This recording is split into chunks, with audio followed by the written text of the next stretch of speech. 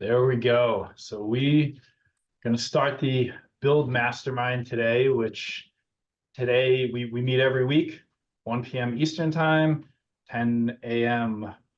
Pacific time, and everywhere in between. But we meet every week, different topic. Myself, Rachael are here, and today the topic is going to be about having that perfect schedule, which I think is probably, I know for me, has been the most elusive thing, one of the most challenging things, and one of the most simple things. I mean, we were just talking about it a minute ago that it's like, it's easy when it's like the middle of December and you're just setting up a schedule and you're just doing it. Or, I remember my first 6 months in the business, I didn't have anything going on. So I just had to make a decision like, hey, I'm going to do all this stuff. But then what do you do when somebody says yes? Or somebody says, okay, come to my house right now. And what is it that I'm going to do there? And I know for myself, when I first tell a little story, but like when I first started, I got to that point where I was not really controlling my schedule. I was just working 80 to 100 hours a week. So there was no like balance between life or any other thing that was going on. There was one thing that I did a really good job of is I gave myself 30 minutes a day to make sure that I was talking to new people about business, because I was scared that I was not going to have future business, even though I was working 80 or 100 hours a week. So every day from 8 to 8:30, I picked up the phone, called expireds, wasn't good at those calls. Called for sale by owners, wasn't so good at those either.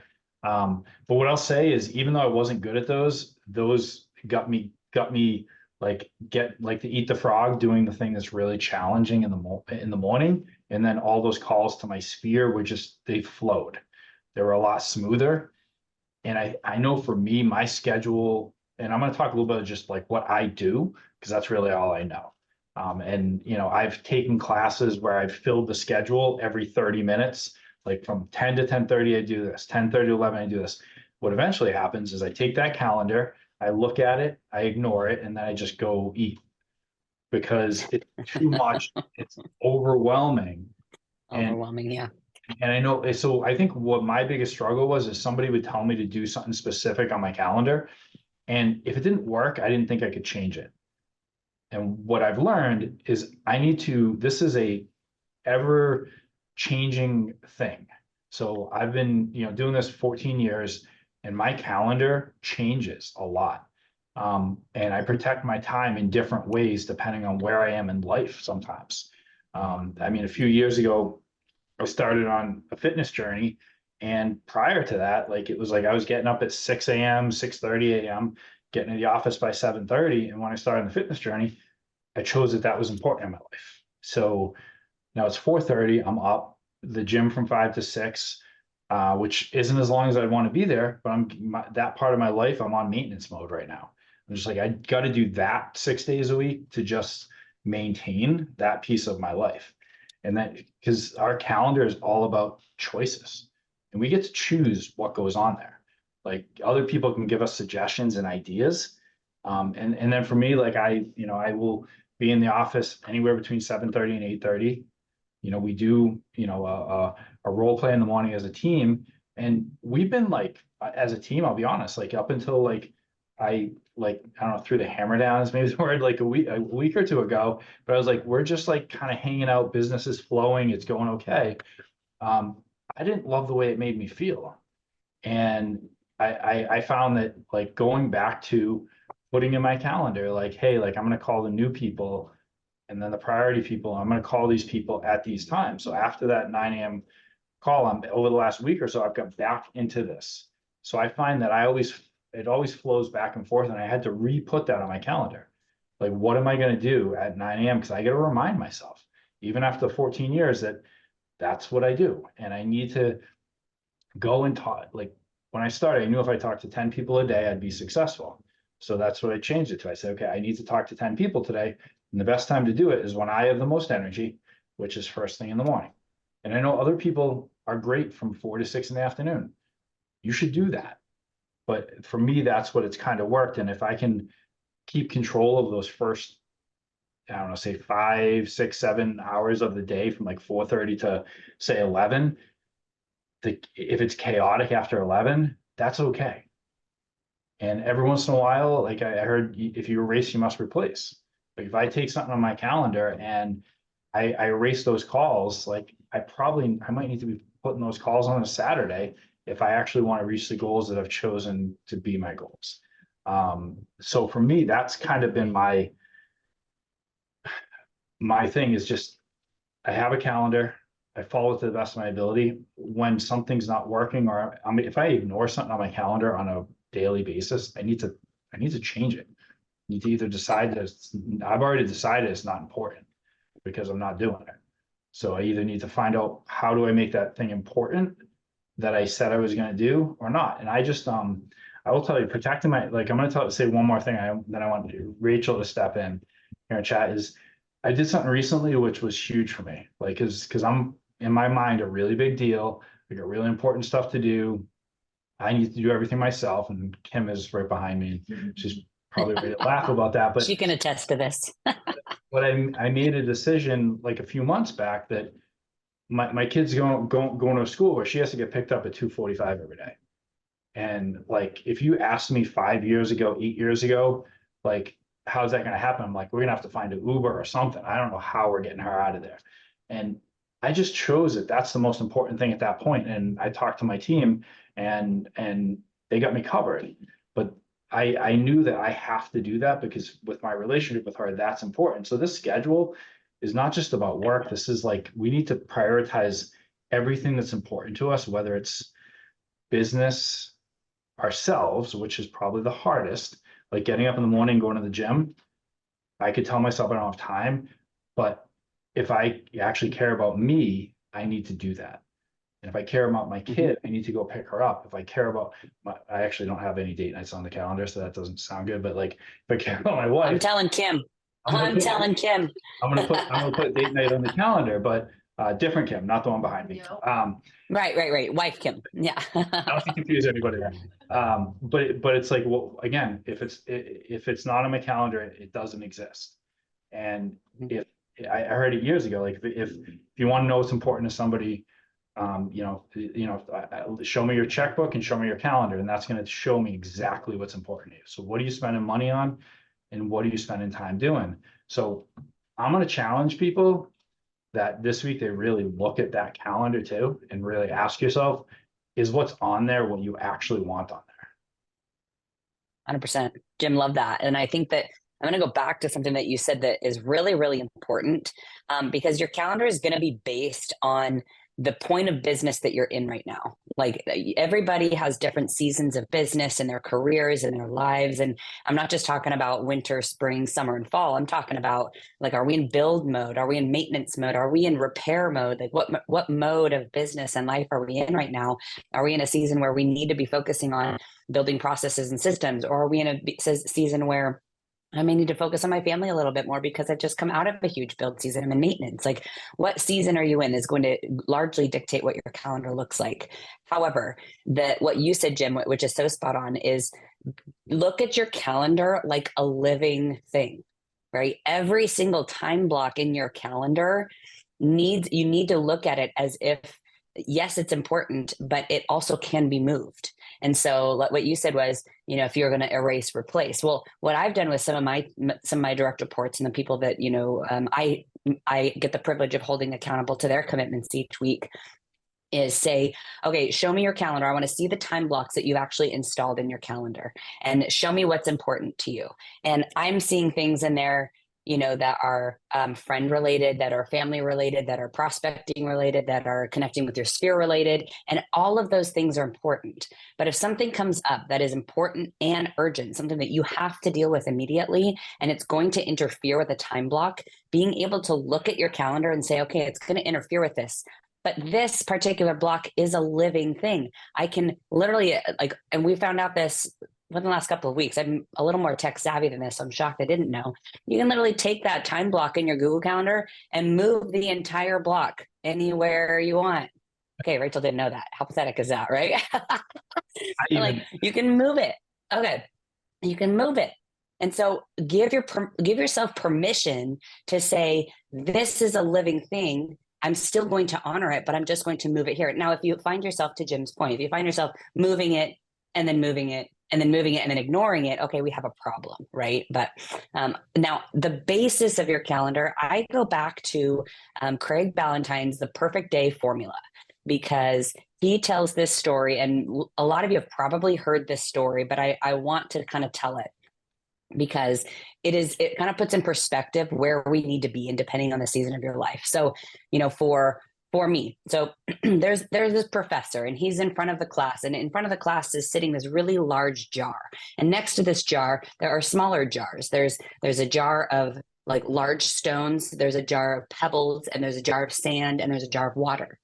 And as he's talking to this class, he says, he takes the stones and he fills up the empty big jar, and he goes, "Is this jar full?" And they go, "Well, yeah, it looks full, like it's full of stones." He goes, "Okay."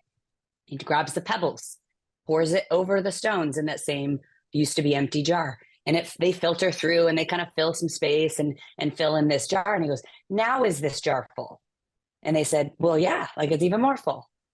And then he takes the sand and he filters the sand, and it goes in between all the stones and the pebbles and fills in all the spaces and the cracks. And he goes, "Now is this jar full?" And they're like, "What the heck are you getting at?" Like, "Yes, it's full. Like, what are you doing? What the heck?" Then he takes the water and he pours it over the entire thing and fills it up to the brim. And he says, "Now is this jar full?" And they said, "Yes." He said, "These are how you need to fill your life. These are how you need to fill your calendar. Everything will fit if you prioritize it correctly." Because if I started with the water and then I put in the sand and then I put in the pebbles, there's no way all those big stones would fit. So all of those big stones are family, close friends that are really important to you, fitness, faith, and probably really important business moving activities like prospecting, connecting with people, having conversations. Okay. So those big stones need to be prioritized in your calendar. Because if you're starting with all the fun stuff, lunches out and shopping and, spending time over at the park, whatever, right? If you're starting with all the little stuff that really doesn't move the needle, that doesn't really deepen relationships, that doesn't really affect the quality of your life overall, financially or otherwise, you're not going to be able to fit in the things that do. So prioritizing your calendar in that same way, looking at your days, filling it in with the rocks first. To Jim's point, I'm going to make it a priority to pick up my kids twice a week or whatever you can. Right? If that's an important time block, that goes on the calendar. That doesn't get messed with. That doesn't get moved. If date night is important for Mike and I, we're getting back into that. We didn't have a date night last quarter, and that's why we had to fly off to Vegas a week ago to go make up for all the date nights we missed. But date night's important. That's going to go on the calendar. That's going to be a non-negotiable, because that's going to continue to push our marriage forward. That's going to continue to deepen our relationship. Me connecting with my teammates, me prospecting for agents for the team, me connecting with clients. These are all things that are big rocks in our lives, and they have to have a prominent place on our calendar first. Then we can start filling in with the smaller time blocks. Jim, what would smaller time blocks be? The pebbles, the sand. Yeah, the smaller time blocks is going to be the responding to the emails. It's going to be, something that's not urgent. It's going to be some, you mentioned some of the stuff, like somebody that wants to meet you for a coffee meeting or something. It's like, okay, well, maybe that makes sense, but it's got to be there's got to be if you say yes to one thing, you say no to everything else. So you have to choose, am I saying yes to something that I'm willing to say this is the most important thing I can do right now? Because otherwise you're busy. So again, it depends on where you are in your business. You're growing that business, like you might need to meet with as many people as will actually sit down with you and talk with you. So it's really figuring that out. And then there's going to be a point where you say, like, I actually can't. I actually have to say no to this meeting. I like you, but I can't spend time with you, and say that in a nice way. Yep. And it's, so I'm gonna give you guys some language patterns for this, because this is one of the hardest things for me, getting into the business. I'm a recovering people pleaser, so I want to make everybody around me happy. I want to make everybody around me feel really special. I want to say yes to all the things I possibly can, because I never want to miss an opportunity. But to your point, every yes I say is a no to something else. And I would find myself sacrificing my time, sacrificing my priorities, sacrificing my business in order to say yes and make this person feel good or make this connection that really didn't move my business. So a language pattern to use is, thank you so much. I appreciate the invitation. My plate is as full as I can handle right now. Does it? My plate is as full as I can handle right now, or as full as I want it to be right now. And you have to be unapologetic. That's one of the core values that we've set for our team, is being unapologetic, right? I am going to be unapologetically prioritizing my family, my marriage, my fitness, and my team. Unapologetic. And anything that doesn't get in line with the things that are my priority, I'm going to have to say no to. Not because I want to say no, but because I want to say yes to these things. So mentally speaking, how I respond to that isn't no, and then, F off, bye. It's like, hey, I would love to. Unfortunately, my plate's as full as I can handle right now. And people go, I totally get it, right? It's a perfectly acceptable response. So it's actually interesting what you were just saying. It was reminding me of, like, when your plate's that full, sometimes you can give people options too. Like I would do that, when I was training for the 100-mile ruck, I would say, you know what, I don't have a lot of time on my calendar, but I'm going to be doing a 10-mile hike. So you want to go hike with me? I don't have anybody to talk to. So you get yourself, 10 miles with me if you're down. Or I know Mike probably would do this, but like I can say, like, hey, 5 a.m., like, I'm going to be at the gym. He doesn't want extra workout partners, I know that. But 5 a.m., hey, come, just if you want to come to the gym with me at 5 a.m., you get an hour with me. Like, that's really where I have time in my calendar. So sometimes we have to look at that, because I look at it, I have plenty of time, but they have to come for my ride with me. Like, I can't go to what they need me to do. 100%. I love that. I don't remember who it was. It may have been Hormozy or some CEO that I was listening to. And they said, typically what I do, if I'm asked something and I can't say yes to it, or it's not a yes that I want to say right now to that person, I'll say, hey, I don't have the time the next couple of weeks, but circle back next month and check with me again. 90% of the time, 99% of the time, they never circle back. Yeah, if they keep circling back, so, like, worth talking to. Exactly. Like, I appreciate and can have mad respect for persistence, right? That's what we do in this business. But in regards to that. So one thing that is kind of an interesting dichotomy for me, like, I used to think that every day during the week, or every, day, even on the weekends when I was building my business and in that season, kind of needed to look the same. Right. Every day, you have this block, and then you do this, and you do these things, and this, and this, and this. And over the years, like, Mike and I've been running this team going on 8 years now. And as the longer that I'm in this business, the more that I realize that your week needs to be more balanced than a perfect day. Right. So you can have days where you're focusing on more prospecting, days you're focusing on more meetings, days you're focusing on more team stuff, days you're focusing on sphere building, right? And or content creation, whatever that looks like. And I think that that's one big shift that we've made, is there are going to be consistent things that I do throughout the week that I would call my stones, right? My big rocks that are in my calendar. My fitness, my family time, connections with my team. There are things consistently throughout the week, but I only do, team one-on-ones 2 of the days of the week. Those are the only 2 days that I make myself available during this time and this time. And those are recurring meetings. And then there's only 1 day of the week that we have BUILD Mastermind, right? And this is a rock on my schedule that I'm attending anytime that I'm in town, is I'm there, right? Or out of town. Last week we were out of town. So, like, building the rocks into your schedule, but having a focused day. I know Michael's kind of gotten on this track as well, where, like, Monday may be operations day or business building day. And so you maybe don't take as many meetings, client meetings on Mondays, because that's the block that you need to have for business building.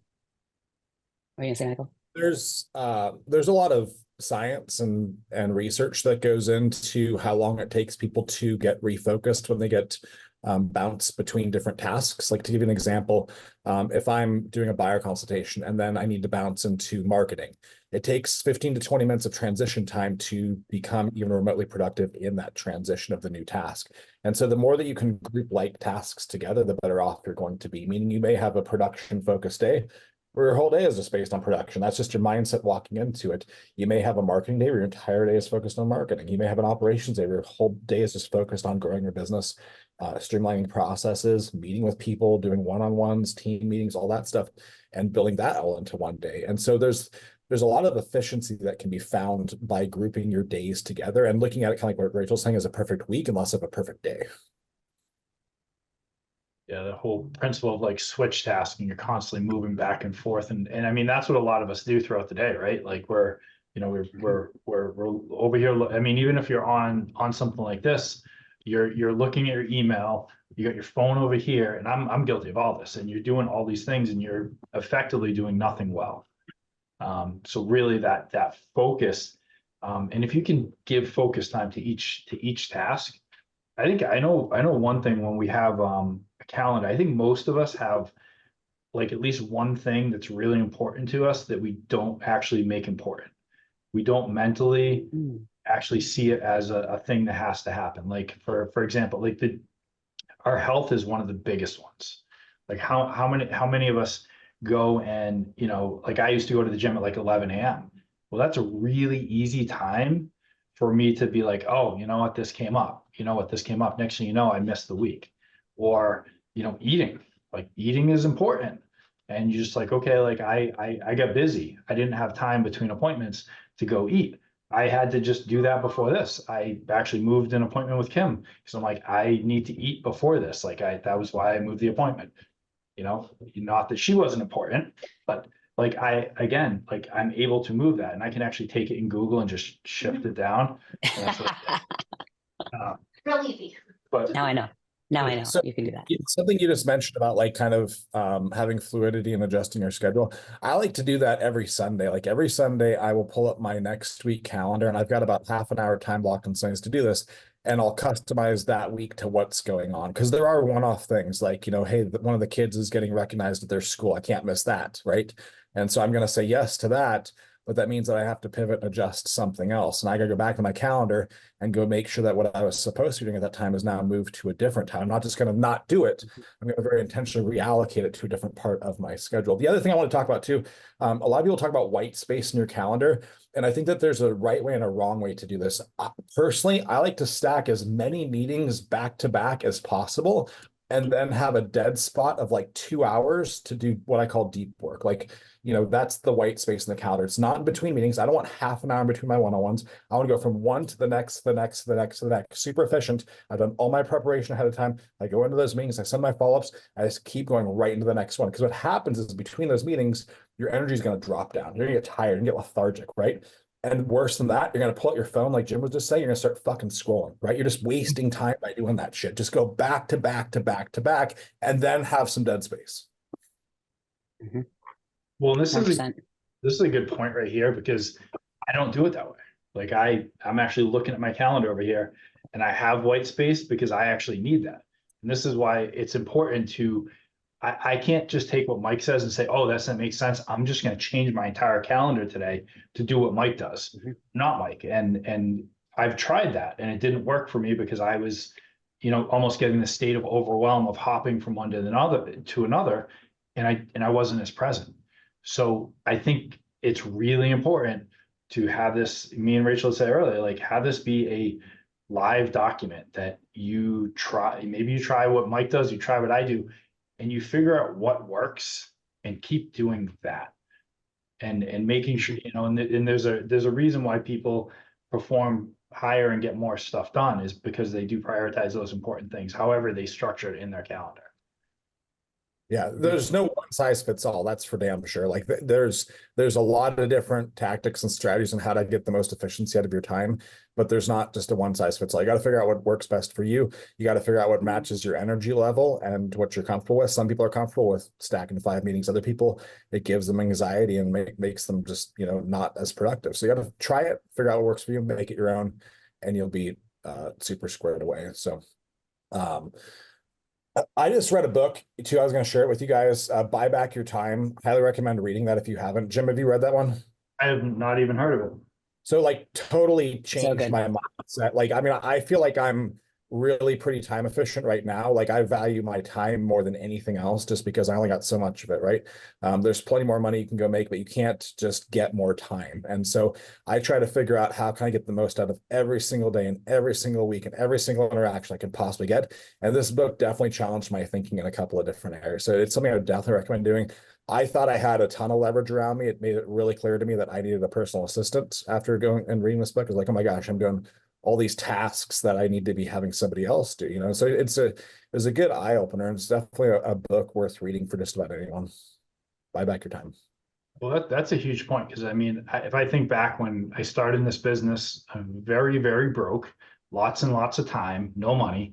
And so I had to go and use as much time as possible. And then getting to that point where you hit a point where you're like, you know, money situation's okay. I need to start focusing on getting that time back and doing things more productive. And I'm going to read that book because I just wrote that down. And I think sounds like an awesome book. And just put it in there, buyback.com. So I'm curious on people that are on this call right here, because we still have a little bit of time. Is there any piece of your life, anybody who's on here, that they're struggling with actually finding time for? Because that's usually the excuse that we tell ourselves. I don't have enough time. So everybody's calendar is perfect. It is, apparently. It's awesome. So I see Rich shaking his head, tells me his calendar isn't perfect. And I'm curious, Rich, what do you not have time for? I have time. I'm just making excuses. I stopped going to the gym like 8 weeks ago, and I was so good about it for like 18 months. I was going 4 times a week very consistently, and I just stopped going. So I got to make more time to do that again. But then it's like, oh, I got to get home at 7 so I can get the kids and get them off their school. And it's just a lame excuse. I just got to wake up earlier and go. So Jim goes to the gym at 5 a.m. Jim's an animal. Well, I don't want to know when Novak goes either. That's going to make me feel worse. Dave, what you got? Let's see your hand up. Thank you. I'm in the same boat as Rich, where right now I'm using my growth phase in this business, being in my 3rd year. I'm using this growth phase. I'm doing really well on the finance and growing my business. And I'm using that as an excuse not to go work out. I am still foundationally getting my 30-minute walk in. I'm doing Wim Hof breathing exercises. I'm meditating, I'm reading, right? So I'm still doing like grounding, but I'm just not like lifting weights or rock climbing, which and I'm still doing yoga 1 time a week, but I mean, that's just not enough. So I'm kind of using this, that's okay. I'll let my body go a little bit because I'm in this growth phase, and I don't like using that as an excuse. I know it's not sustainable, and I'm doing my best to break that pattern, right? And get back in and recognize that fitness is more important than the finance, because you can't do anything with the finance or grow it without the fitness. So mine's not perfect at all.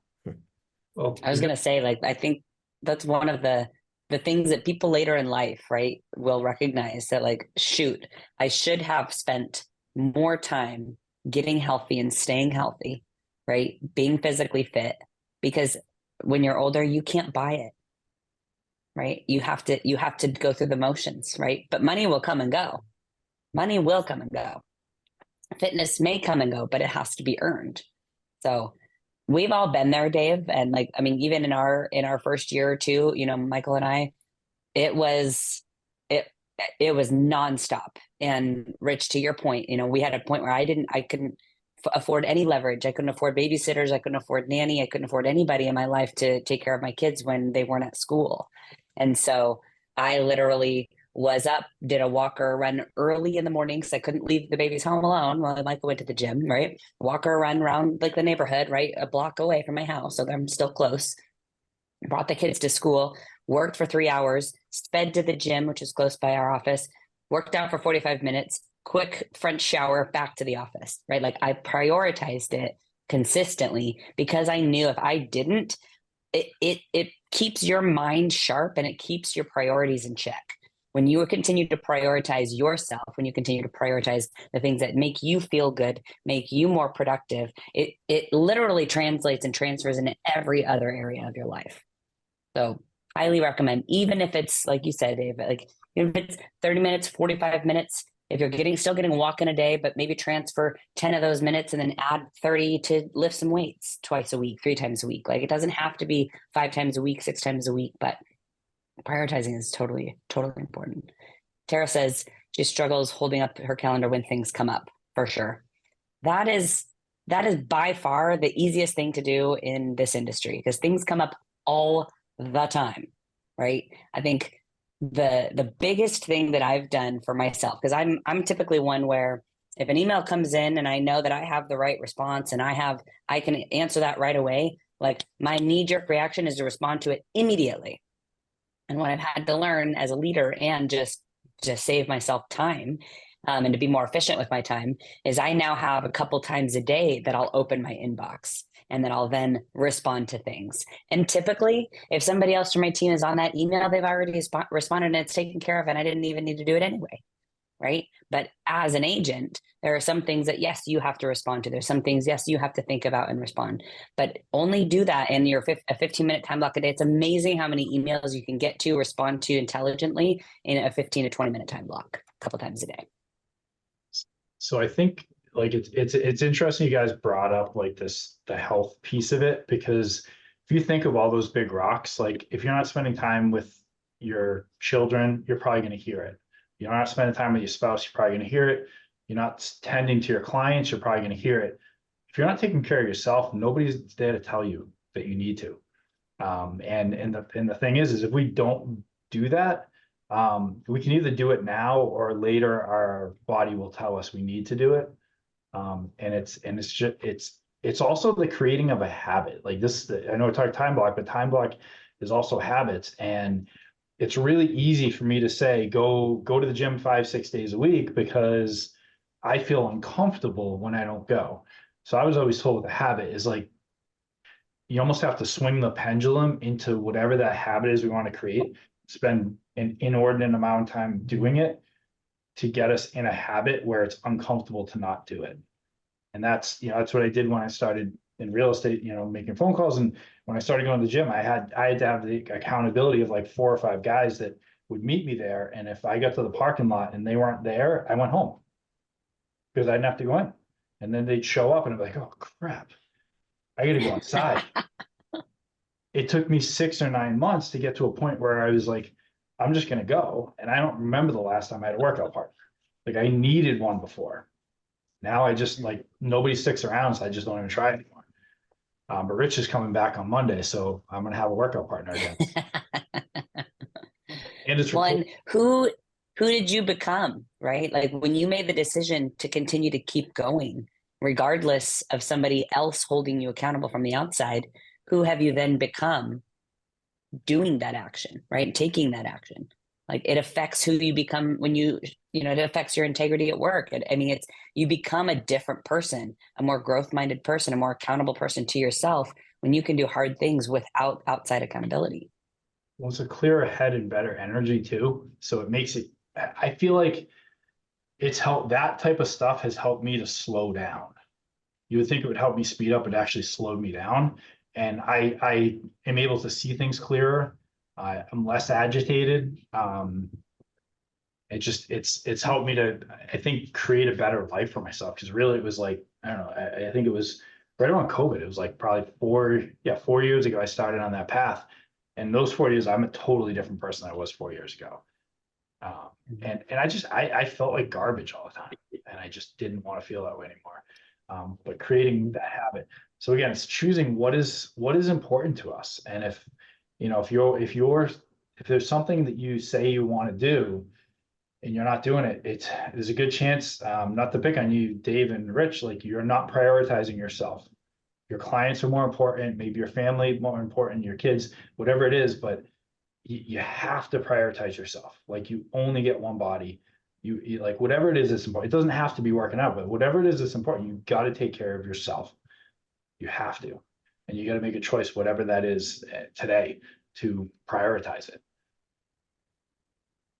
I would challenge everybody on this call to think about, what stones, right? What rocks do you have that are most important, that are going to move your health, your family, your deep, relationships that are important to you, your business and your finances forward, that are non-negotiables in your calendar. And then what are the pebbles in your life, the things that you really enjoy? So maybe Dave, maybe that's rock climbing. Maybe this season isn't the season that you can do rock climbing several times a week, but maybe once a week you can still fit it in. And that's a great pebble to have because it brings you joy. And maybe it doesn't move the needle on your business, but bringing you some joy is definitely a tangible and important thing. And then what's the sand? Like, do you want to maintain industry relationships? Do you want to, maintain relationships with the past clients? Obviously, that's going to be important. Like, what else can we kind of fill in this time with, right? That I would challenge you to identify what things go in those different buckets and then fill in your calendar appropriately. Start with those rocks, next with the pebbles, then the sand, and fill in with the water. I actually was just thinking, so we have this labeled as like the perfect schedule, and I think should be really considered the perfect priorities. Like, because your calendar is your priorities. And so yeah, I think that was a great point, Rachel, like really choosing what are those things. Because you got me thinking with the hiking last year was a big rock. This year it's a pebble. And it's those pebbles and rocks can change from year to year. Just having slowing down enough to have clarity. Maybe it's putting a time block to actually on your calendar where you take an hour to just reflect on what it is that's actually important, and look at the calendar and make sure that those big rocks are reflected, whatever they are. Well, like Mike does every Sunday, he and I both, he started, and then I also created a weekly commitments, little note in our phone where every Sunday when we're looking at our calendar, we're adjusting where we need to, making sure the rocks are on there, making sure, the pebbles and the sand are all in there as we need to. And then having windows for things that come up, right? Having white space, having opportunities for if I set an appointment, I've got time to put those in. But we also have a note saying, these are the things that I need to finish this week. Like, these are the things I absolutely need to get done that will move the business forward, that will move my fitness forward, whatever it is. Not to throw a bunch more content out there, but Andy Frisella has a small book called The Power List. And that when he was building First Form and some of his companies, that's kind of the process that he used. So I think a lot of people, especially in our industry, tend to think like, oh, I need to have like this crazy full schedule every day or I'm not being productive.